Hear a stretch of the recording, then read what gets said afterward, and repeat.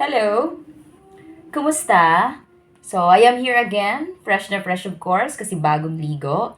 And eto, syempre, binibigyan kong time na naman ang paggawa ng video para at least makapag-share ng whatever na experience ko na masasabi ko na proven and tested, effective sa akin at baka naman effective sa inyo. So, thank you so much sa pag-watch ng video ito. Sana yung katanungan mo na yan ay masagot sa kakapanood mo ng video ko o sa pagpanood mo ng video kong ito. Alright, so syempre, bagong ligo tayo, medyo pale pa, okay?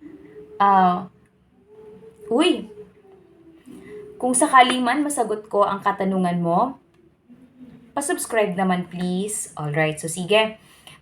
Yung katanungan mo is that, ano yung mga products na makakapagpaputi, na nakapagpuputi sa akin na pwede ding effective sa iyo? Kasi naniniwala ako na yung mga products kasi, yung effectivity niyan sa atin nakadepende sa type ng skin natin. True, na tinatawag. So, sa akin, isa ako sa mga babae na tinatawag na gusto talaga, gustong-gusto na mag-glow up, na gumanda ang skin, 'di ba? Kasi yun naman tayo talaga mga Pilipino, yun yung pinaka-aim natin. Para at least hindi naman tayo naiba kasi 'di ba, pagka makinis tayo, na lighted up ang ating skin, maganda ang ating skin, so we can wear actually any color. Yung mga Pilipino ha, kasi 'di ba, yun yung karamihan sa pagkakaalam ko ganun talaga. Isa na ako dun talaga na gustong-gusto na pumuti, kuminis syempre. Kung kaya naman, eto i-share ko sa inyo yung mga products na aking ginagamit na baka pwede din magamit mo ito. Kaya, syempre una kapag naliligo ako, meron ako mga sabon na ginagamit. So, balitatlo ito. Yan, ang dami naman, ang gastos naman ng pagliligo mo. Opo. So, sa akin, nag-consume ako ng mga 15 to 20 minutes sa paliligo ko para lang masabi ko na satisfying, para masabi ko na magiging effective sa akin yung sabon na ginagamit ko. So, una, I have here Skin White. So, dati pa, ito na talaga ang sabon ko, yung wala pa akong masyadong enough na pambili. Chares. Yung wala pa talagang pambili, okay na to. Yung Silka, tapos ito.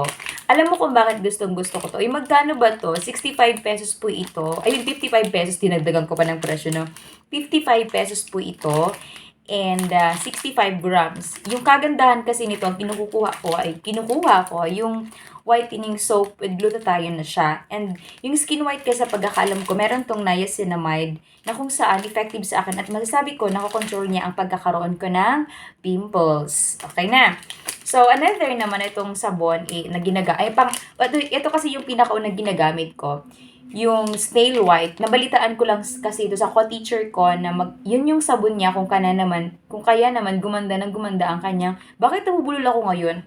Gumanda ng gumanda ang kanyang skin. So, syempre, kahit pa paano, meron ding advantage yung pagiging gitera, no? Tinanong ko siya kung ano yung gamit niyang sabon, and sabi niya, ito daw. So, nagtry ako. Alam mo kung magkano to? Sa Watson ko lang to nabibili. 185 pesos. Pero don't you worry, kasi naglalast na din to sa akin ng mga 3 weeks.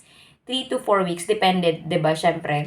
Pero sa akin talaga, kasi ilang beses ko tong nirarab sa aking skin, sa aking katawan, hindi kasi siya nabula. Hindi siya bumubula. Kaya naman, after ko nito kapag ka naikuskus ko na sa aking katawan, meron din itong white. Ito kasi yung tinatawag na pink vitamin C micellar soap. So ito naman mga 15 minutes, pero hindi ko siya agad-agad 15 minutes, 3 to 5 minutes kong inilalagay sa aking katawan. Pero habang nasa katawan ko pa siya, nagsasabon na ako nito ng Brilliant Skin Essential, yung kojic acid soap. Yo. Eto, hindi ko to nilalagay sa mukha. Bakit? Yung mga nagsisimula pa lang ako magamit nito, ng snail white na ito, naglabasan yung mga pimples ko. Pero kapag ganyan, kapag madaming lumalabas na pimples sa aking mukha, hindi na ako nagpapatuloy. Hindi ako naniniwala na sabi daw first na lang yun. Hindi. Kawawa naman ang aking face. O pagka nag-stop na ako, inulit ko pa nga to kasi baka sabi ko mali naman. Yung pangalawang beses ko naman na paggamit sa kanya, nilagay ko sa mukha ko, ay, hindi wala talaga. Nangyayari talaga yung pimples. Okay na. Ito naman, habang nakababad tong snail white, isinusunod ko na ang Brilliant Essential Kojic Acid Soap. So, sabi ko 3 to 5 minutes. Same din ito. Di ba? At least 1 minute ako nag-grab nito. Ito din. Sabay na sila para tipid na ako sa tubig. Cheers! Okay, so ito yung nahati ko to sa 4. Para tipid na rin. Kasi madelay itong malusaw compare dito. Ito, matagal malusaw. Ito, mabilis malusaw. Ito naman yung pang-final ko na. Okay, ayun, sa sabon. Then after of that, of course, yung sa face ko, gamit na ako nito ng Garnier Bright Complete Vitamin C Serum Cream. Kinukuha ko to kasi meron siyang tinatawag na SPF 36. Nung panahon na madami akong pimples, nakatulong to din sa akin. Uy, isa pa, sabihin ko pala, bakit ba nagustuhan ko ang Brilliant Skin Essential na ito na may kojic acid soap? Nangyari noon na, syempre nga kung ano nang ginagamit kasi nga gustong pumuti, nagkaroon ako ng madaming pimples. So, nung magkaroon ako ng madaming pimples, nagtatanong ako kung ano yung effective na makakaalis ng mga pimples ko. Ito daw yan. And then when I tried, sobra effective siya. Yan. Next, of course, is yung Gore. Kinalalagay ko na siya sa aking kilikili. Uy, effective to. Meron akong content dito sa aking account na sinasabi ko na effective ang Gore sa kilikili, sa singit, sa siko. Hindi ko siya mai-recommend sa mukha kasi isa ito sa nagpa-pimples ng todo-todo sa aking mukha. Pero, when it comes at sa siko ko, sa kilikili ko, sa tuhod ko, sobrang effective niya ate. Bebe. Okay na. Next, of course, after applying this one, nag-a-apply na po ako nitong lotion ko na Myra E. Classic Whitening Vitamin Lotion. So, ito na ginagamit ko. So, minimaintain ko na. Hindi na ako masyado pa nagagamit ng kung ano-ano. Bakit? Kasi nga, ang iniiwasan ko, since mag-turn na ako ng 40, ayoko na ng sobrang daming pimples na lalabas sa aking mukha. Kung kaya naman, iniiwasan ko na hanggat maaaring paggagamit ng kung ano-ano. So, yun lang po.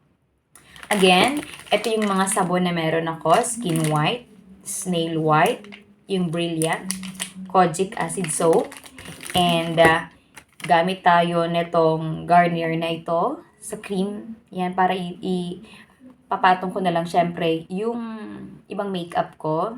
Iba naman ang usapan nun syempre, di ba? Tapos, isusunod ko naman itong Gore. Wala na akong ginagamit na deodorant ha. Ito na lang talaga siya. And may mga, for example, ngayon naglagay ako, sa susunod na araw, hindi ako maglalagay nito. Lasting siya, be. Matagal bago mangamoy, syempre, ang kilikili ko, nag-apply tayo nitong Gore Beauty Cream na to. Okay? Next one is itong Myra Lotion. Ito lang talagang lagi kong lotion na. I never change na. So far, sabi nila, yung nakakita sa akin, maganda ang result sa akin. Na nagtatanong sila kung ano ang aking sikreto. Kung kaya naman sinabi ko sa kanila na manood na lang sila sa aking YouTube account, sa YouTube na to, para mas maintindihan nila kung ano yung mga naging sikreto kong produkto na ginagamit ko. Kung kaya naman, nasabi nila, nag-glow up ako. Pumuti, syempre. So, yun. So, sana, try mo ito. And kapag na-try mo, na effective din sa'yo, you can share it also to your friends. 'Di ba? So, please subscribe na rin para at least, pasasalamat ka din. Kasi yun ang pinaka-purpose ko, 'di ba? Maging honest lang ako, 'di ba? Thank you so much po sa pag-watch.